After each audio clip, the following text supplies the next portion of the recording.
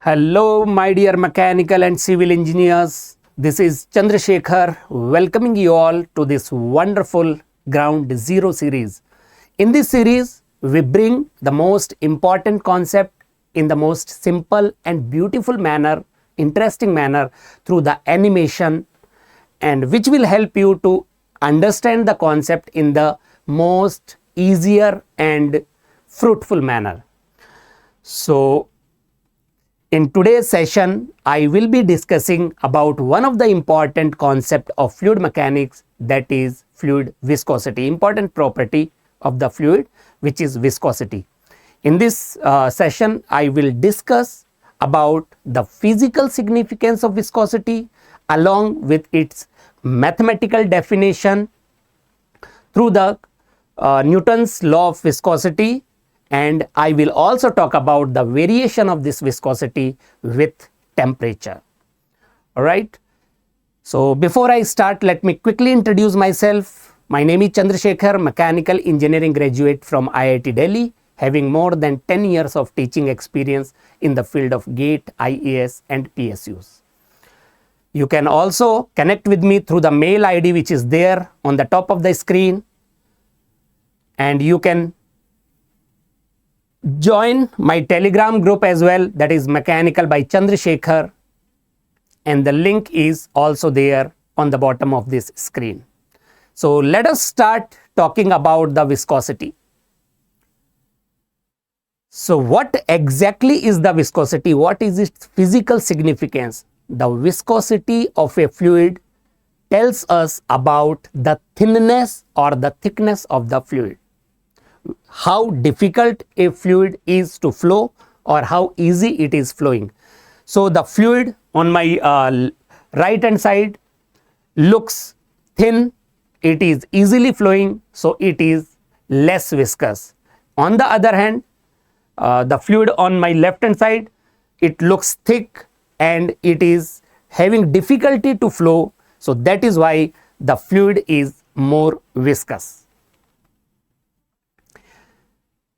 So what exactly is the viscosity? It is similar to the friction, that is resistance to relative motion. The only difference between friction and viscosity is friction is the external resistance between two solids in relative motion, whereas viscosity is the measure of internal resistance between the adjacent fluid particles which are having the relative motion. So whenever the fluid particles are having relative motion, there is an angular deformation in the fluid, or that is called as the flow of the fluid. So the definition of the viscosity is the measure of internal resistance between the adjacent fluid particles in relative motion. So let us try to understand in detail.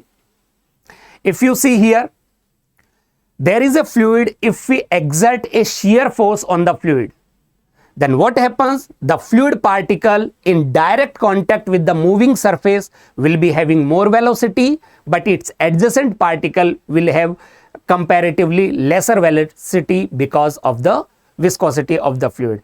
So there is always a relative motion between the adjacent fluid particles, and due to which there is an angular deformation taking place in the fluid. So due to relative motion between the adjacent fluid particles, the particle is moving with u velocity, its upper particle is moving with slightly higher velocity, that is u plus du, and due to this relative motion there is a shear stress developed between the adjacent fluid particles. So if we analyze these two adjacent fluid particles which are having a relative velocity of du, so due to this relative velocity between the adjacent fluid particles, there is a velocity profile developed in the fluid. Let us try to understand this profile, velocity profile. The fluid particle which is in direct contact, the fluid particle which is in direct contact with the solid surface or fixed surface will be having zero velocity because of no slip condition. the flow is in x direction, and that is why we call the velocity to be u. So velocity gradually increases in y direction. Due to the relative motion, whenever we apply a shear force, there is a velocity profile developed, and the adjacent particle will be having a relative velocity. The particle which is in direct contact will be having the maximum velocity, and the particle which is in contact with the fixed surface will be having zero velocity due to no slip condition.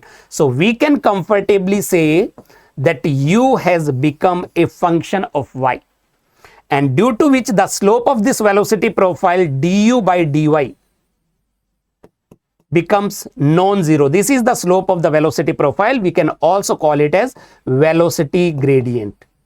The unit of velocity gradient will be equal to second inverse.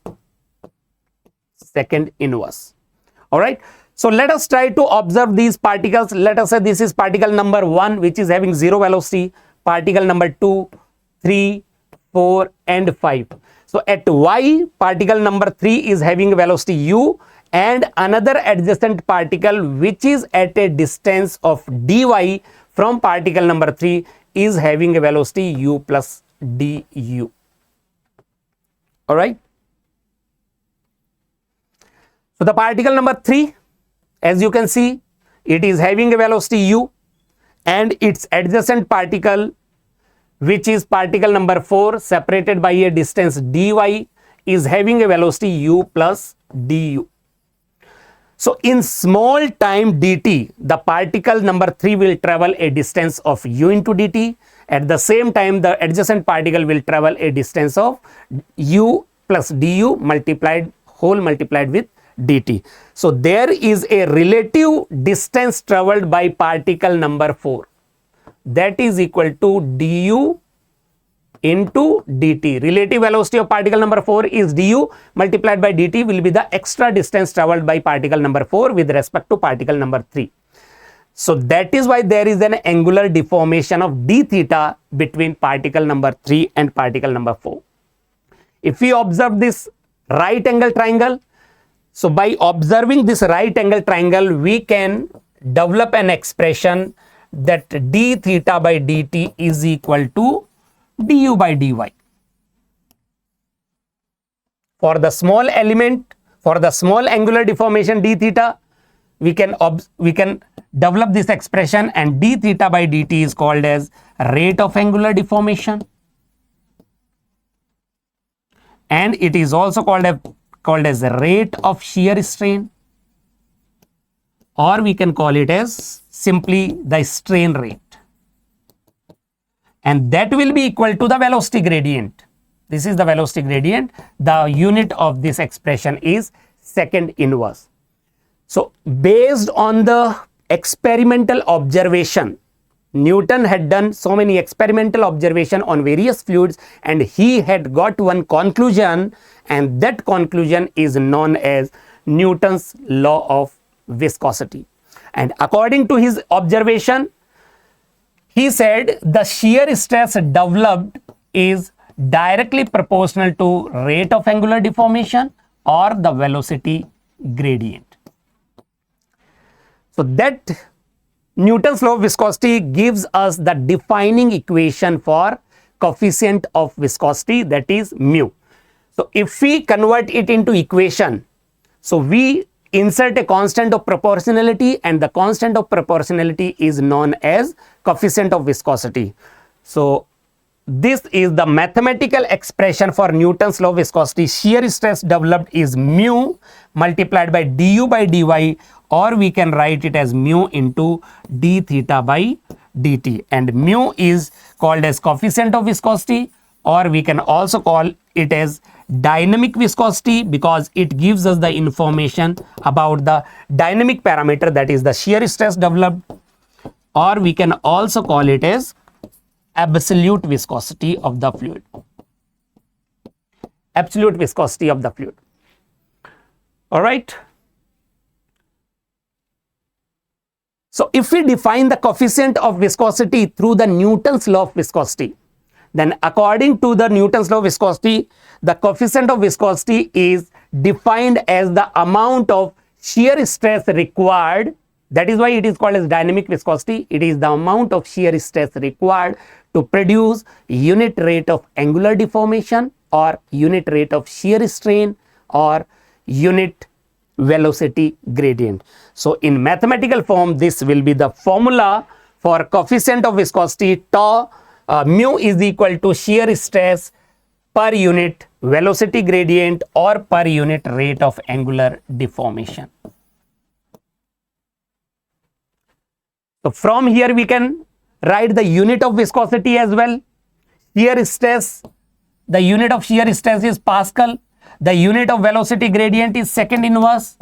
So the coefficient of viscosity, the unit of coefficient of viscosity or dynamic viscosity or the absolute viscosity in SI system is Pascal second, Pascal into second, or we can write it as Newton second per meter square, or in MK system it can be written as kilogram per meter second, and the dimensional formula will be m1 L minus 1 T minus 1. All right. In CGS system, the unit of dynamic viscosity will be dyne second per centimeter square, or we can call it as gram per centimeter second, or it is also called as poise.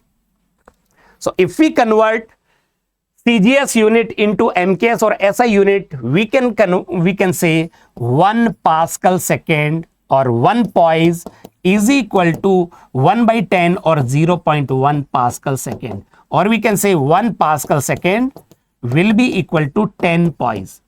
This is how we can convert the SI or MKS system into CGS system or vice versa. For water, the viscosity of water, the dynamic viscosity of water is around 10 to the power minus 3 Pascal second or Newton second per meter square. Now, the velocity profile I told you has developed because of the shear stress applied to the fluid or shear force applied to the fluid. There is an angular deformation, there is a relative motion, there is a flow, and if the velocity profile is assumed to be linear, that can be assumed for small fluid thickness h. If the thickness of the fluid is very small, then any velocity profile can be treated as linear. If the linear velocity profile is assumed, then du by dy will be, in that case, the velocity gradient will become constant. For a linear curve, the slope will be constant. What does that mean? That is, we can write it as v by h, which is independent of y. The velocity gradient will be same at each and every y in case of linear velocity profile. What is v? V is the tangential velocity of the fluid particle in direct contact with the moving surface, which is exerting the shear force on the fluid, and h is the distance between the fixed surface and the moving surface, or we can call it as thickness of the fluid. So if we write du by dy to be v by h for linear velocity profile, then the shear stress developed, Newton's law of viscosity, can be modified as the shear stress developed is equal to shear force or the tangential force per unit shear area is equal to mu multiplied by du by dy, that is v by h, and the shear stress developed will remain constant at each and every point in the fluid. That is the modified equation for Newton's law of viscosity when the velocity profile is assumed to be linear. Here Fs is the shear or the tangential force acting on the fluid, As is the shear area, mu is the coefficient of viscosity or dynamic viscosity or absolute viscosity, v is the tangential velocity of the fluid particle in contact with the moving surface, and h is the fluid thickness, that is the distance between the fixed and the moving surface between which the fluid is kept. Now, so many students have this doubt whether the viscosity depends on density or not. Let me clear you, the coefficient of viscosity is definitely independent of density. Mu is not a function of density, because the coefficient of viscosity gives us the information whether the fluid is thick or thin, how difficult or how easy it is flowing, it can flow. On the other hand, the density gives us the information whether a fluid is heavy or light. It has nothing to do with the relative motion, it has nothing to do with the angular deformation. Density has nothing to do with the flow. All right. For an example, the oil is thick compared to water. So it means that the viscosity of oil is more than the viscosity of water. But if we talk about the density of oil is less, oil is lighter, and water is heavier. So if we put oil and water in a container, then we will find oil floating over water. But if we talk about the viscosity or the flow, then oil is having difficulty in flowing compared to water, and that is the reason oil travels in an unbroken stream compared to water. But because density is one of the important property of the fluid, as well as the dynamic viscosity is also important property, that is the reason the dynamic viscosity is also known as absolute viscosity, because it is independent of density. Absolute viscosity because it is independent of density. But because both the properties are important, so if we combine these two properties, density and viscosity, we develop or we define another property which is called as kinematic viscosity of the fluid, also known as momentum diffusivity of the fluid. What is kinematic viscosity? It is the momentum transfer ability of the fluid molecules. So the mathematically, the kinematic viscosity is defined as the ratio of dynamic viscosity per unit density. If we put the unit of each and every parameter, mu is Pascal second and the density is kg per meter cube. If we simplify these two units and take the ratio, then we will get it as meter square per second. That is SI unit of kinematic viscosity, or we can call it as MKS unit of kinematic viscosity, and the dimensional formula will be M0 L2 T minus 1. So we can comfortably say dynamic viscosity is independent of density, but kinematic viscosity is inversely proportional to density of the fluid. So that is the SI unit or MKS unit. If we talk about the CGS unit of kinematic viscosity, it is known as centimeter square per second. That is CGS, or we can also call it as stock. If we convert this stock into MKS unit or MKS unit into CGS unit, then this is the relation: 1 stock, that is equal to 1 centimeter square per second, is equal to 10 to the power 4 meter square per second, or we can say 1 meter square per second is equal to 10 to the power 4 stock, or 10 to the power 4 centimeter square per second. So if I ask you what is the kinematic viscosity of water, the kinematic viscosity of water is dynamic viscosity of water, that is 10 to the power minus 3, divided by the density of water, that is 10 to the power 3. So it is around 10 to the power minus 6 meter square per second. That is the kinematic viscosity of water. Now I am going to discuss about the variation of viscosity with temperature. Like any other property, viscosity of a fluid also depends on its temperature. How? Let us try to find it out. The viscosity of a fluid is governed by two factors. One is the cohesive force, intermolecular force of attraction between similar molecules, and another is molecular collision, molecular agitation, or molecular momentum transfer of the fluid. So if the cohesive force increases, or even if the momentum molecular collision increases, the viscosity of the fluid increases. But the concept here is, in case of a liquid, the cohesive force is a dominating parameter which governs the viscosity of a liquid. But in case of a gas, because fluid consists of liquid as well as gas both, so in case of a gas, the molecular collision or molecular momentum transfer will be the governing factor for viscosity. So if we talk about a liquid, as the cohesive force dominates, so as the temperature of a liquid increases, the molecules move away from each other, and that will decrease the cohesive force between the adjacent fluid molecules.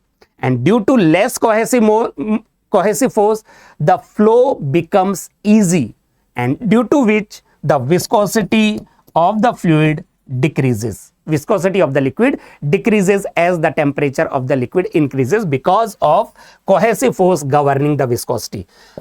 When we talk about a gas, as the temperature of a gas increases, the molecular collision, the collision between the molecules increases, and because molecular collision is the governing factor in case of viscosity of a gas. So because of higher collisions between the molecules of a gas at higher temperature, the flow in a particular direction of a gas becomes difficult, and because the flow becomes difficult and the viscosity is the resistance to the flow, and that is the reason viscosity of a gas increases with rise in temperature.